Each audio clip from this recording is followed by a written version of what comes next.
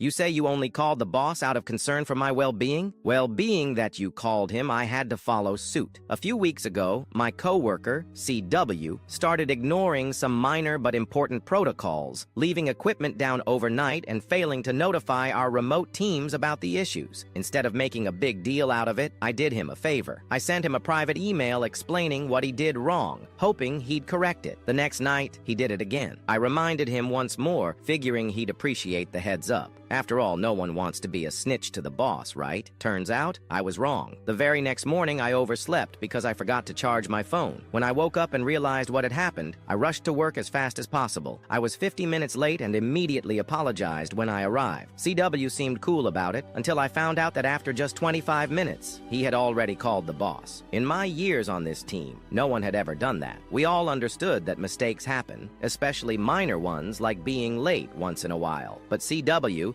ever the concerned colleague, called our boss at 7:10 a.m. on a Saturday, claiming he was worried about my well-being. Even my boss was confused. He told CW to wait it out, sure that I'd show up soon. When I arrived, my boss reassured me that it was no big deal and admitted he had no idea why CW would even call. What could he do about it at 7 a.m.? Then my boss brought up something else. He asked about a piece of equipment that had been left down for over 6 hours. At that moment, I had no choice but to come clean. I explained that I had already emailed CW about it and that he repeated the mistake the very next day. My boss, now seeing a pattern, asked me to forward the emails to him so he could address it directly. He also asked me not to shield CW anymore because covering for him made the entire team look bad. At that moment, I realized something. CW had no problem throwing me under the bus for being late one time, so why should I keep covering for him? Since then, every mistake CW makes goes straight to the boss. I never realized how many things he screws up until I started paying attention. His errors are far more frequent than I expected, and I make sure our boss sees every single one. I don't talk to CW much these days, but I do find myself curious about his well-being.